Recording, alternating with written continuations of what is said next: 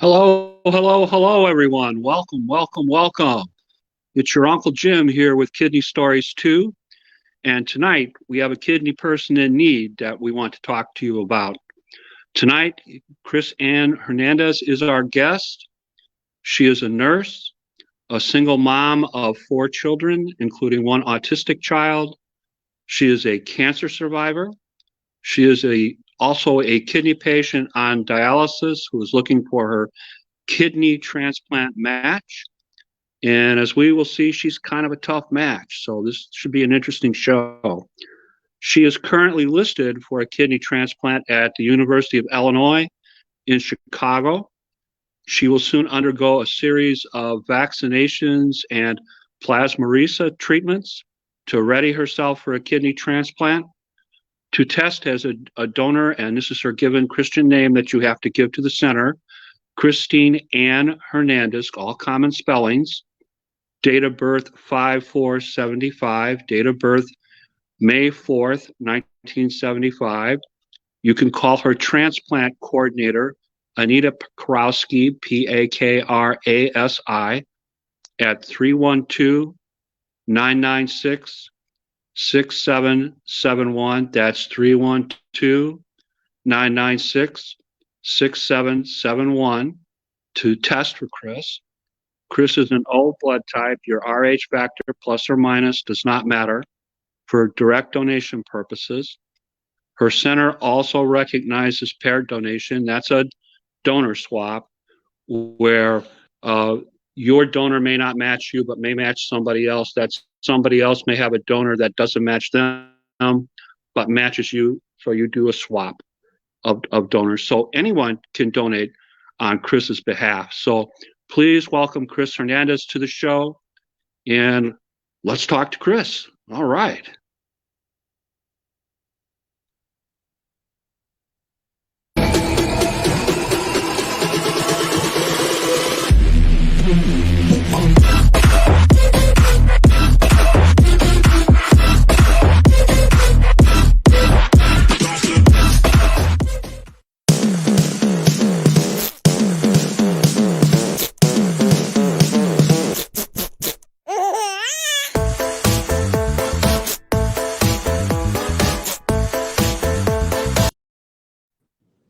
Hello, Cris. How are you? Hi, Uncle Jim. How are you? I'm good. I'm good. Happy to be here with you this evening. So, Likewise, likewise. I wanted to let everybody know we have a floating banner at the bottom of our photographs that has all of the information I just gave you about Cris and her person to call and the number and, of course, website. So you can help Cris out, maybe go test for her. Let's see if we can find her a donor. Okay. Amen, So, Cris, amen. I hear you're a single mom. Is that correct? Yeah, that's true. Yes. And you have four children. Can you tell me what their names and ages are, please? Yes, I have I'll start with my oldest. His name is Julian. He's kind of my caretaker. Then I have a 22-year-old. He lives in Florida. Um he loves Florida. And then I have my 15-year-old Bella. She is in 10th grade. And then I have Christopher, which is he's in 8th grade. He's 13. He's in a special school for kids with autism. So, Okay. And as I understand it, Julian, 26, he lives with you as well. Is that right? yes, he does. Okay. I understand that young Cris has autism. Can you tell us some of the challenges that you faced with Cris? With Chris, he has communication issues. So, not that he can't talk, just that he has like aggressive behaviors when people like don't pay attention to the teacher, the kids. He has OCD, so he can't stay quiet and he'll start arguing with the kids. And that's something we've been working on. He also has little ticks, like he'll break up papers or even like I find anything that could be broken up, soft material all over his room all the time. That's something that we've been working on with him with a therapist, and I'm in the process of adding another therapist to his regimen. This is going to be an in-home therapist. They're called ABA, and they specialize with kids in autism. And I just feel he needs it because I worry about him and I want him to be successful. If if possible when he grows up, and try to function in society, because this world Yes. is a scary world, and especially if you have a mom that's sick like me, it's even scarier. Yeah, yeah. I was going to ask, Cris, can you describe for us the effect that your kidney issues have had on your youngest son? um he worries he worries a lot about me. He checks on me sometimes overnight to see if I'm alive. um he will like randomly just scream my name, you know. And lately he's been avoiding me and he's been going to his father's house just because he doesn't want to see the dialysis machine, or he doesn't want to see me get doing dialysis. Makes him feel very uncomfortable. So Okay. one day they were replacing the machine and he says, "Yay, mom, you're getting a kidney. We're getting rid of the machine." I said, "Baby, there's another machine coming." And he got really, really sad. He's like, "Why don't you just get a kidney? Go to the hospital and get fixed, Ma. That's what hospitals are for, to get fixed." And I said, "Buddy, it's just going to take a little longer and we'll find that person that's going to help me to get a kidney. We just have to have faith in God?" Yeah, yeah. I've heard you describe yourself as a three times warrior. Can you briefly tell us what do you mean when you say that? Well, in 2018, when I was getting worked up for transplant, it was November 2018. December I had my mammogram and they found something abnormal, so they did two other mammograms. Then they did a biopsy, and they found that I had what they call DCIS, was this carcinoma in situ in my left breast. And then in my right breast, I had LCIS, lobular carcinoma in situ, and atypical hyperplasia. So the transplant center immediately told me no, they can't do the transplant if I have cancer in my body, that I have to start seeing an oncologist and take care of that. And until I'm not cancer free, they can't see me. So that started a whole new journey to seeing the oncologist. Then they collaborated. They thought that it was best for me to have a double mastectomy with some lymph nodes removed. So I did that. And then in July of 2019, I was accepted into the program. I was cleared by the oncologist, and thank God everything was okay. And now I'm in the program. Well, fast forward, come 2020, I did everything by the books. I wore a mask. I was careful. I mean, I don't think anyone could be more careful than me, but I had an appointment for an annual cardiology checkup. And when I went to that appointment, somehow or another, I contracted COVID. And it was bad. It was bad. It was scary. But I survived it. I thank God. And I can't believe I survived it. I survived breast cancer. I survived COVID. And now I'm surviving kidney failure. So That's I have that. three belts. That's the three things. Wow. Yeah. Wow. And in your life, you have worked as a nurse. Can you tell us where you used to work and how long? Well, I worked as I started off as a high risk mother baby nurse at Northwestern, and then I transitioned into the level 3B NICU, and then that was at Mount Sinai Hospital, and I did that for a while, and then I started getting sick with like lupus and Sjogren's, and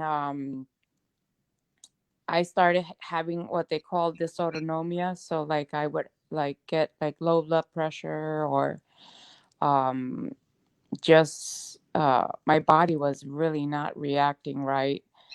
And I had to stop working there, which broke my heart, because if I had the right doctors in place, I would have had that under control.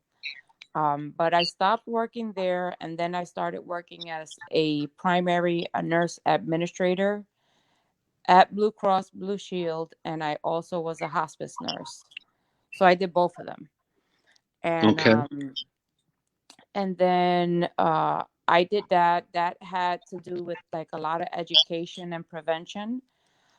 We educate and empower our patients to know their rights, know uh, what questions to ask, not to be afraid to talk to the doctors and that kind of stuff. So just kind of like a nurse navigator, empowering the patients and helping them, guide them through the healthcare system. So that's what I did. Okay. Thank you for doing that. I'm one of those guys that needed help from time to time. Um, are you currently on dialysis? I think you mentioned that. Yes, I'm on dialysis. I'm doing in-center again dialysis, just because the machine was kind of freaking my son out. And I didn't want to put that trauma on him, of him seeing me get dialysis. So if I go away to do dialysis, it's just I'm going away to an appointment and coming back home, basically. Okay. Okay. Where are you taking dialysis right now? I take dialysis at Fresenius in River Forest, Illinois. Okay. And how often do you go? I go 3 days a week at 3 hours at a time. And the only reason they have me at 3 hours was because I'm a well-behaved patient. So I I don't have a lot of toxins to remove, and my tests always come out really perfect. So they keeping me at that number for now. Okay. Tell us how you balance being a single mom and doing dialysis at the same time. It happens. It's so hard because I my kids want to go places, or my kids want to do things, and our schedule, it revolves around dialysis. And sometimes after dialysis, I'm so tired. I'm like, I am so sorry. Can we do this like another day?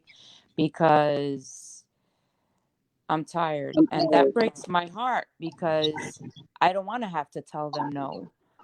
But sometimes it's just like it's not a good day.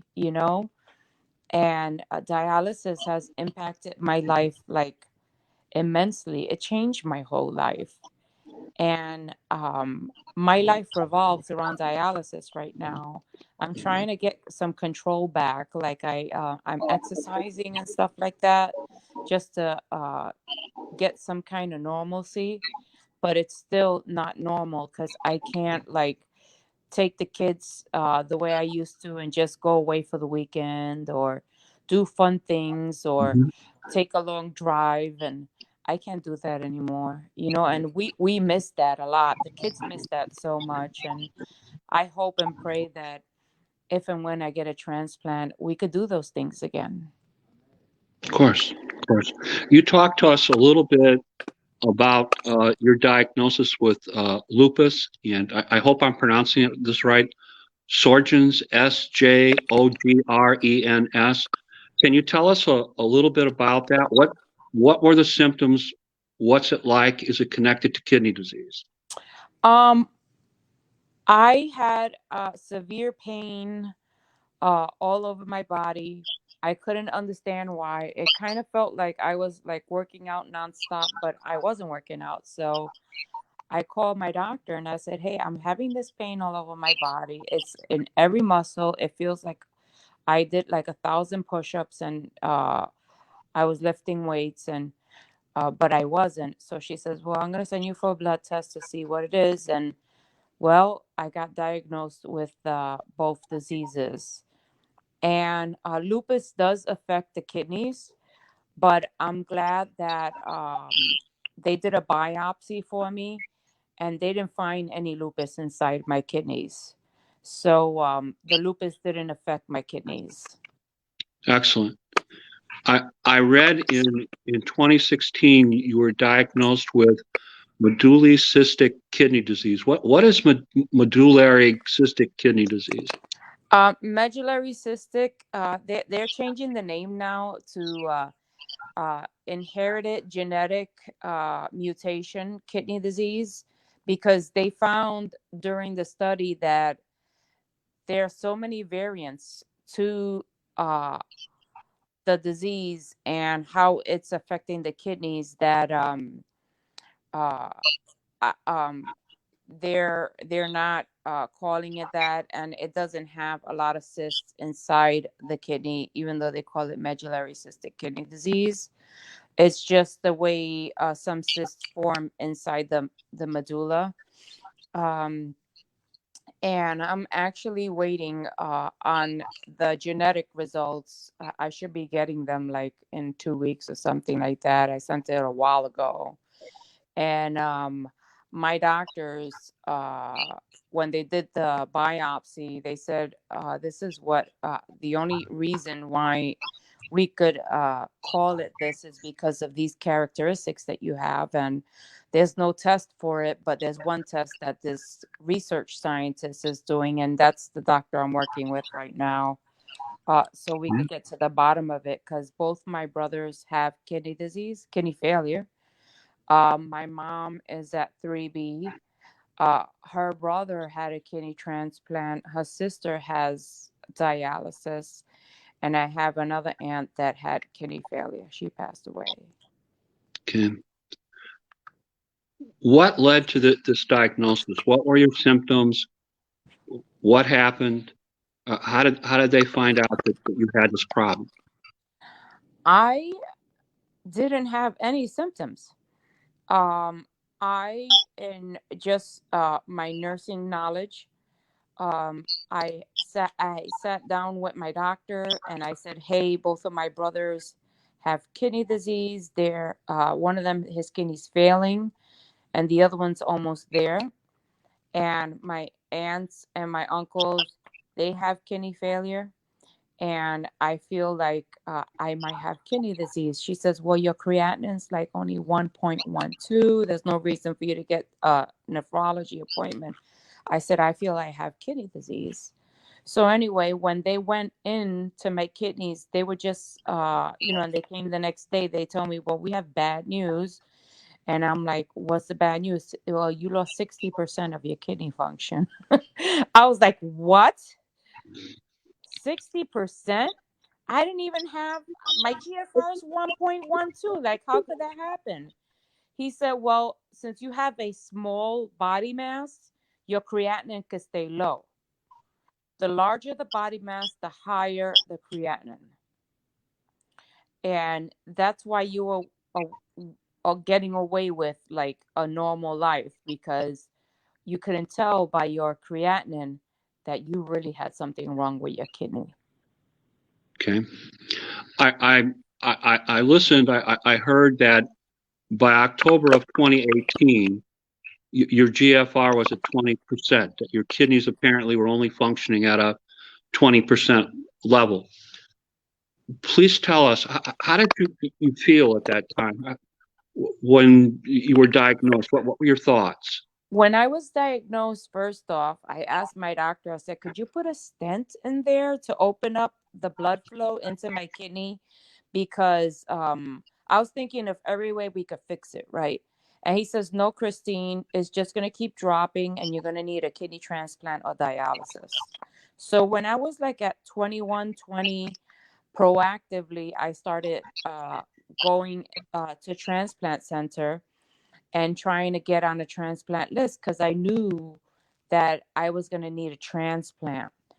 And that led me down the journey that I'm at right now. I mean, I try being proactive and helping myself when I was 20, knowing that maybe I'll have a chance to get a kidney. But then I got like the big bombshell. I had like a very high PRA, which is a panel reactive antibody, which makes it really hard for me to find a kidney. Um, and then before you know it, I was on dialysis and I had no control of it. I've had so many people apply, and when they do a virtual cross match, my PRA always interacts and attacks the kidney. I couldn't find anyone to treat me with the proper treatment because I read like the best studies um, from the American Medical Association is plasmapheresis for a patient like me to give me the opportunity to have a transplant. Now, I was going to go to John Hopkins or Cedar Sinai because they have the plasmapheresis program. And I wanted that chance. I wanted them to lower my PRA so I could get a transplant. But guess what? I found one here in the University of Illinois. So I'm happy I don't have to travel. There in Chicago. Yes. Okay. By December of 2018, another monkey wrench.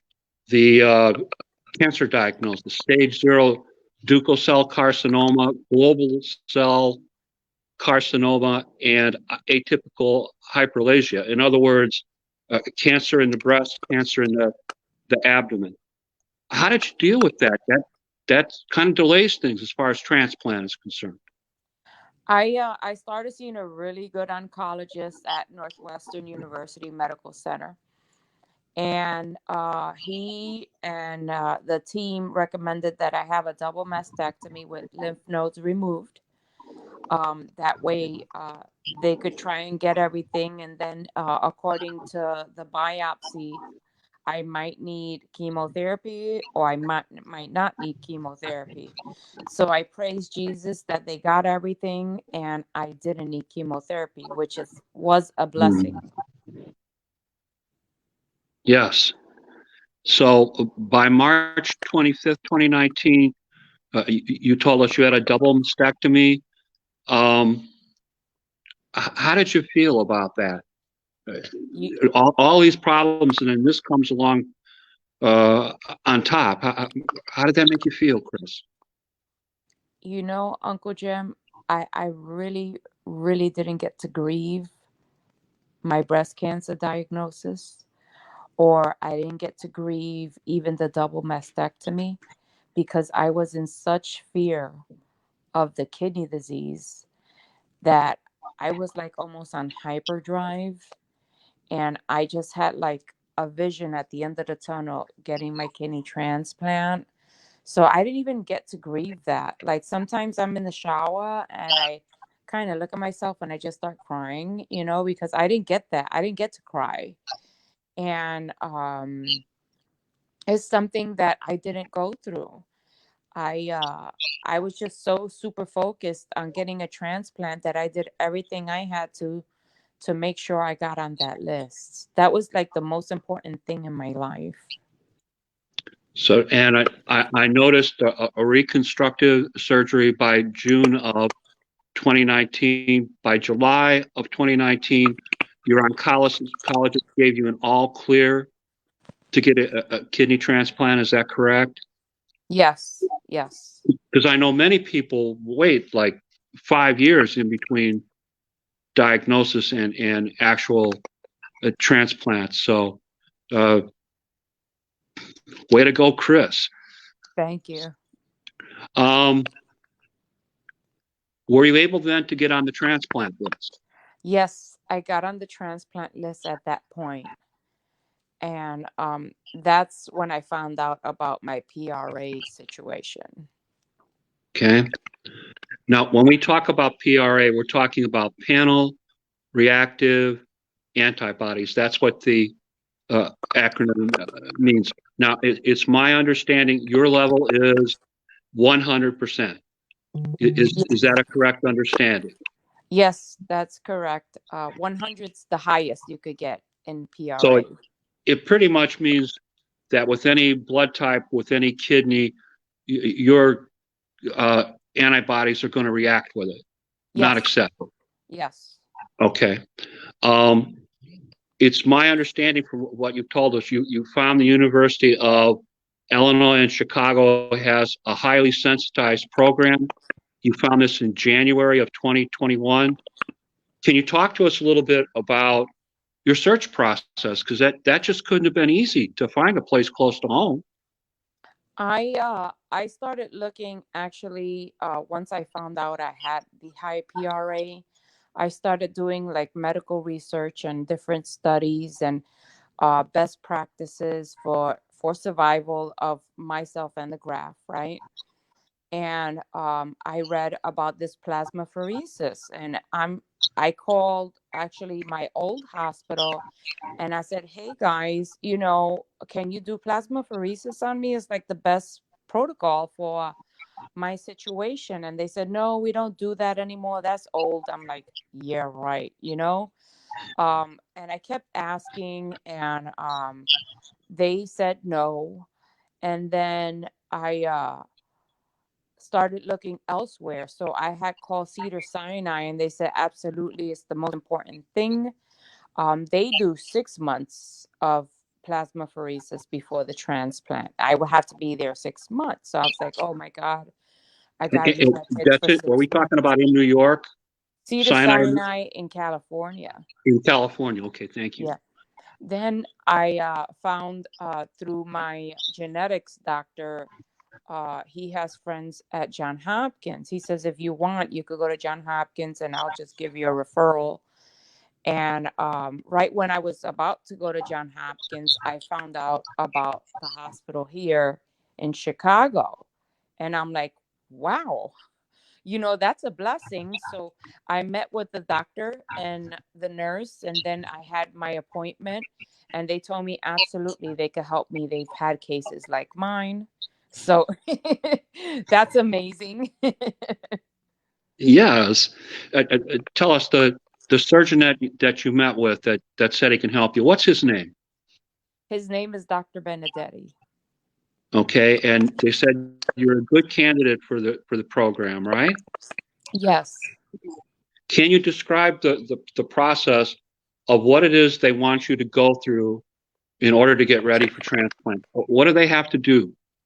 Okay, so first, they have to start by giving me immunizations. So I'm going to get the meningitis vaccine. I have to get the Haemophilus influenza vaccine. I have to get the hepatitis B vaccine. I already started getting that one. And then the pneumonia vaccine.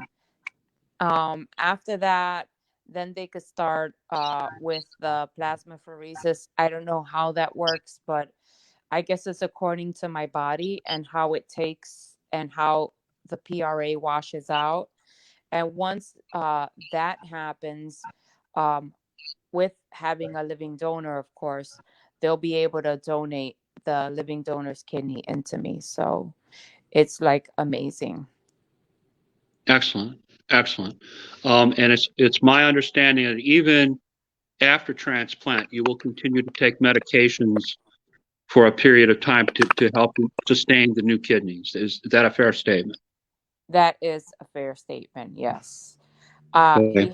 He has, I guess each doctor that's highly sensitized in a highly sensitized program has their own protocol and their medicines that they use. He has specific medicine he uses, and I've met people that have done it with him, and they have been very successful. Thank Jesus.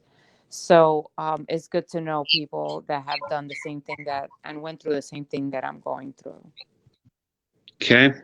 Um, I've heard you say that you recognize there are other people that may be going through this problem with their PRA that are looking for highly sensitized programs, the people that are highly sensitized transplant candidates like you. Uh, if those people were to contact you, Cris, would you be willing to help them at least in terms of telling them, hey, these are places that I'm familiar with that you could contact or call and maybe they can help? Yeah, I'm actually in the process of doing research for all the warriors and finding all the highly sensitized programs specific by name. That way, if someone reaches me, I could have a name in their state, like where they live. That way, they could go to that hospital. Because actually, today, another hospital called me and asked me if I was interested in their program, and I told them no, and they asked me why. And I said, because you guys don't have a highly sensitized program. And they said, fair enough, because they don't. And highly sensitized programs are for people that have a high PRA, and there's hope out there for us.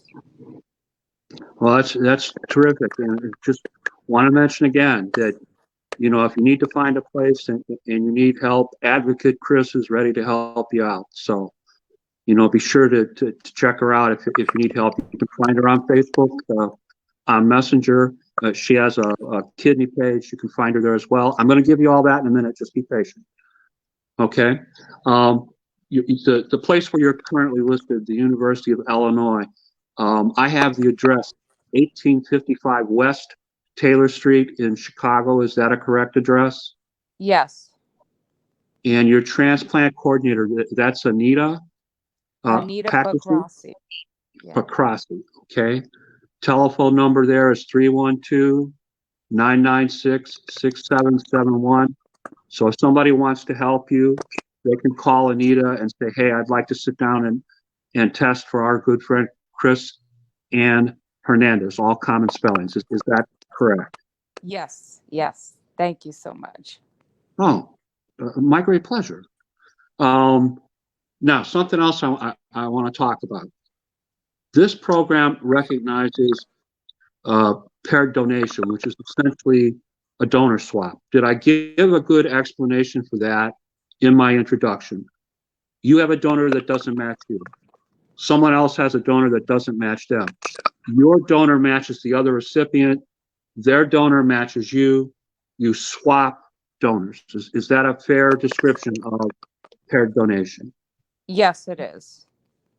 Okay. I'm So sorry. My dog is kissing me. it's all right. It's all right. No worries.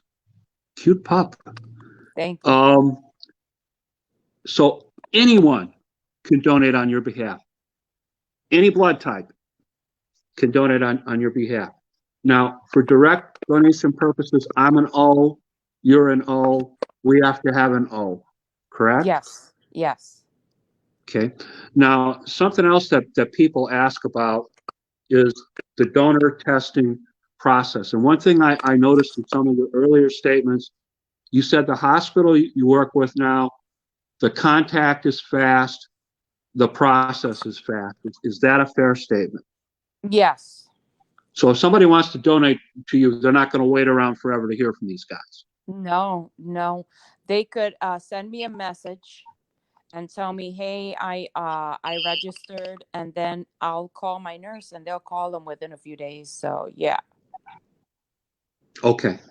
Um, as far as costs are concerned, I read that your insurance will cover all in-hospital costs. Is that correct? That is correct. And I also, I want to answer Jared really quick.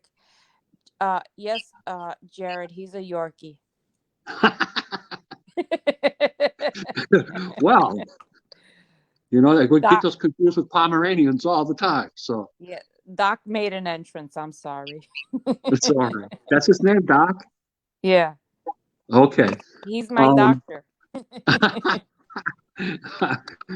um, for people that travel, there are travel vouchers available at some hospitals for Yes, out-of-town donors. We want to yes, mention that too, correct? yes, yes. All right. Even hotel vouchers. Okay. I want to mention again, your date of birth is May 4th, 1975. If someone calls up, they have to know your date of birth. Your correct Absolutely. And my given full name name. is Christine A. or Ann, common spelling, Hernandez. Am I right about that? Yes. Okay. And let's talk a little bit about your motivation to get a transplant, because there's some people that'd rather stay on dialysis. There are some people that are afraid of the cost of anti-rejection medication. What is your motivation to get a transplant? What is the reason that you want to do this? Um.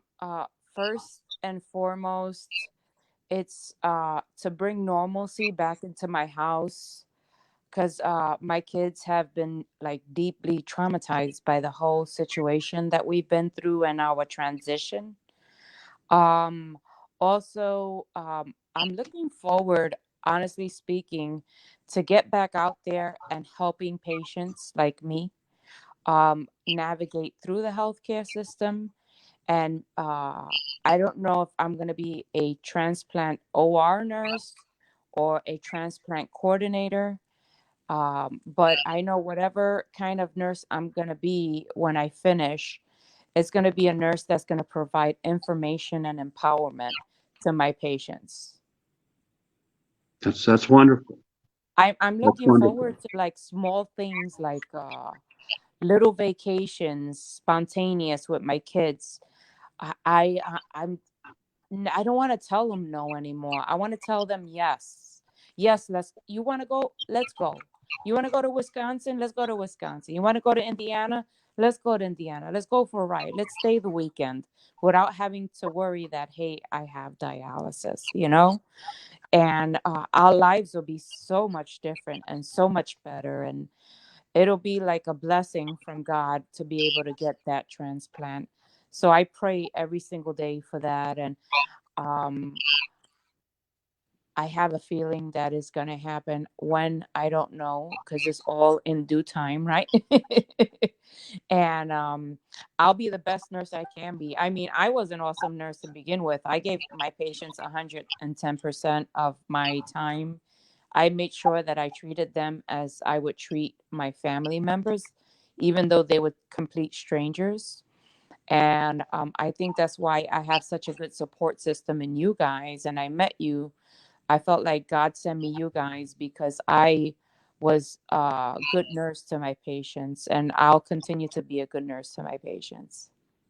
Okay. I want to point out the Brothers Brown have made you a kidney page on Facebook, Kidney for Christine Ann Hernandez. You can find it at www.facebook.com/kidney for Christine Ann Hernandez. So if you want to keep up with what's going on with Christine and her transplant and her testing and plasmapheresis, that would be the place for you to look. Go to that page, share it with your friends, share it on Facebook, share it on Twitter, share it on Instagram, all your social media platforms. Please let's try to do everything that we can to get the word out about Cris. That's Kidney for Christine Ann Hernandez on Facebook. Now, I saw that you did an interview with NBC Channel 5 in Chicago. Can you tell us a little bit about that? Yeah, I had reached out to them uh because I wanted to get my story out there, and I felt like if people heard my story, they might feel compelled to apply. And I met like one of the most amazing news reporters on earth. And she has been there for me still, even after the interview. She supports me, she shares my stuff, and um I feel like just people have to get their names and their word out there. You go into different news sites, you email them your story. Eventually, somebody's going to say your story. You can't give up and just send one letter. You copy and paste that letter, send it to every news station you can, and they'll tell your story, and it'll help you. It'll help you get to the next level and maybe finding your miracle donor. Okay, and this amazing reporter's name is? Regina Mendel. Oh, thank you. Thank you. She's The other amazing. the other thing that I saw is that you guys have done a couple of TikTok videos. I saw that on your personal page. Really kind of cute broadcast for what's going on with Cris. Tell us a little bit about that. I started doing TikToks. I found that I might reach a different audience that might be interested in donating a kidney. So I've had like one or two people tell me that they're interested. I don't know if they even moved forward with the process, but I feel like TikToks is another way to go to reach out to people. They have a really huge audience, and each audience is broken up into like registered nurses have like 39 million. Like there's a lot of people on TikTok. So I do TikToks maybe like once a week, and I have a pretty large following. I mean, large for me, it's almost like 2,000 people. But I'm gonna do what I have to do to try to get my word out there and educate people and try to get people interested in organ donation, because all you need is one kidney to survive. If you donate a kidney, expenses aren't on you, they're on my insurance, and they're covered through my insurance. Even the flights and the hotels have vouchers, so you're covered. And if you're local, it's even better. Yeah. Okay, so you you're in the process of overcoming kidney failure. You've overcome cancer. Um, you mentioned to us earlier that you also contracted the coronavirus, COVID-19. Can you tell us a little bit about that? When did that happen? That was in December, And when I got COVID, I kind of knew I had COVID. There was something in my body that didn't belong there. It was the weirdest feeling, Uncle Jim. I had a high fever and I felt almost like a pain throughout my body traveling. And I told my son, I said, hey, everybody wear a mask. I have a very high fever. I got to go to the hospital. I think I got COVID. And the only reason I went to the hospital was because I'm a kidney failure patient, you know? And when I went to the hospital, they checked me and they told me, yes, you do have kidney failure. And then the doctors talked amongst themselves. They came back in and they told me, we're going to offer you this medicine. It's called monoclonal antibody. You've heard it as Regeneron. And this is like basically going to give you a chance to fight. And I read on it, I read the side effects. They weren't that bad. And I put my arm out. I was like, go ahead, because I need a fight. If I'm gonna fight, I need a fair fight. So I need you guys to help me. So they basically um gave me the infusion and finished an hour later.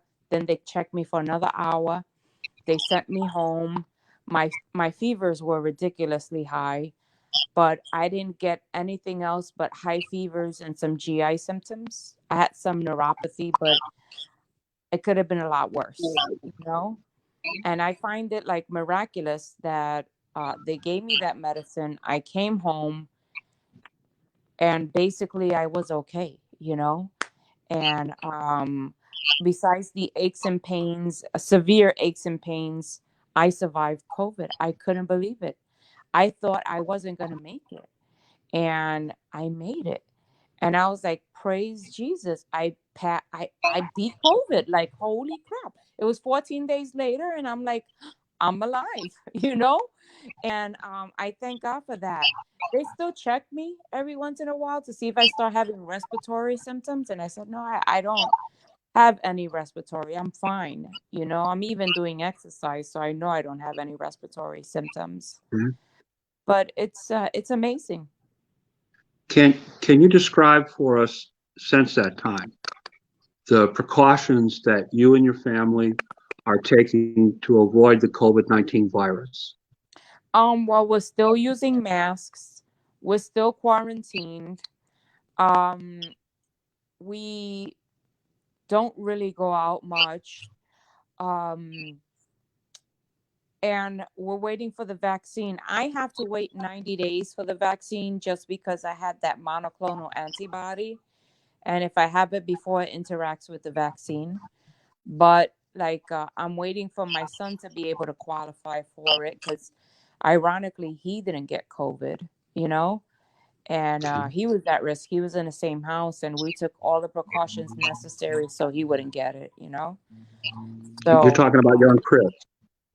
no, I'm talking about my oldest son Christopher. When I got COVID, I sent him away to grandpa and dad's house to make sure he didn't get it at all. So we were safe with that. We were monitoring his temperature for 14 days and he didn't have a temperature. So that Okay. was a blessing.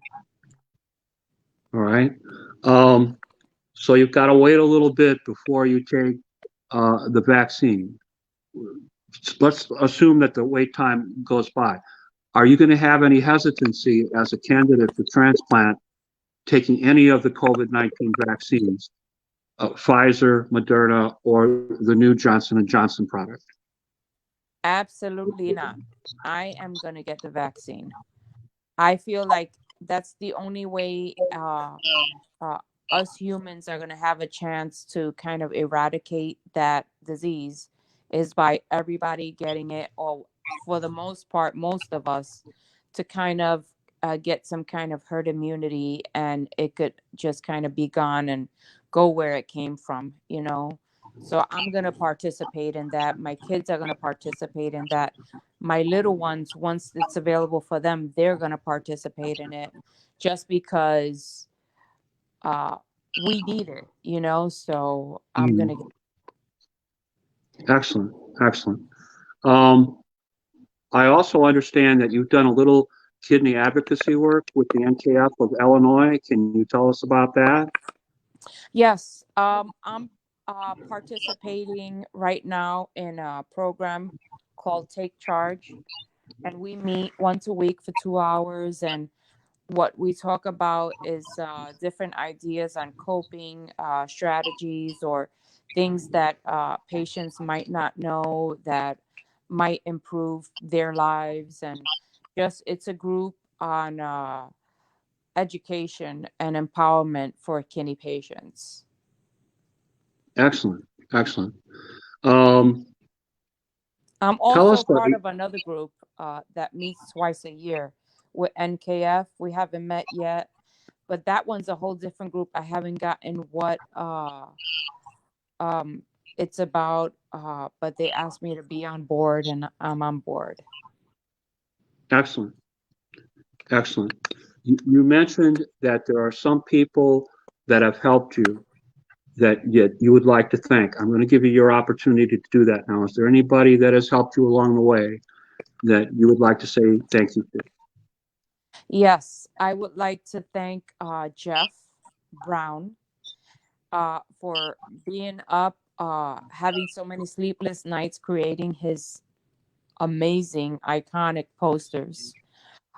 Jared Brown, he was the first Brown brother I met. I was on Warrior's Quest. Boom, boom. And then Lisa Baxter for her uh, inspirational texts every day, which get me through my day. I thank her so much. I love her. And Steve Belcher, because he's the one that introduced me to this whole kitty world I had no idea about. So I'm grateful for that, and I'll always his friend. Okay. And I'm grateful for you, Uncle Jim, for responding to my spontaneous texts and emails and answering my phone calls. Oh, no worries. Happy to do it.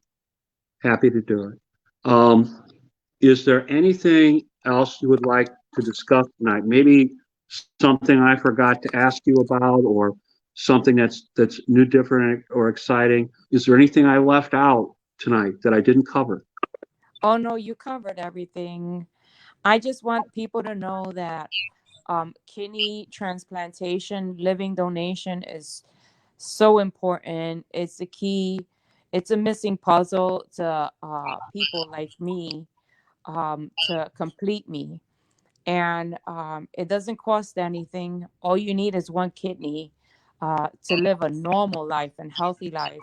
So if you're healthy and you're willing to share your spare, please consider donating your kidney to me and helping my kids and I have some kind of normalcy. And I promise I'll pay it back. I am going to pay it back because this is not my ending. This is just my beginning.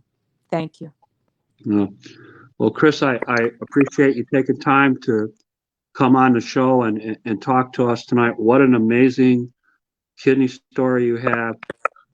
Kidney survivor, cancer survivor, COVID survivor, uh, autistic child. I mean, just a great example of how to overcome obstacles. I'm so proud to be your friend.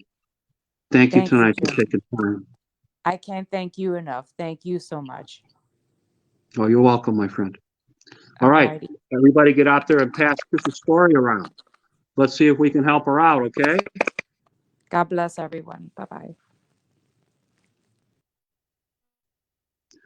All right, that's Kidney Stories 2 for tonight. Got some interesting guests coming up for you in the future. Our friend Armand Holland is going to be on with us, the recent Advocate of the Year for the National Kidney Foundation. Our lady friend is gotten better. She's going to be back. You know the one I'm talking about. Okay. And I'm trying to get a couple of docs for you to come on and talk a little bit about palliative care. So working on that for you. So we will see you soon. I will see you on the 26th. Take care. And don't forget to share Chris's story. Okay. Good night, everybody.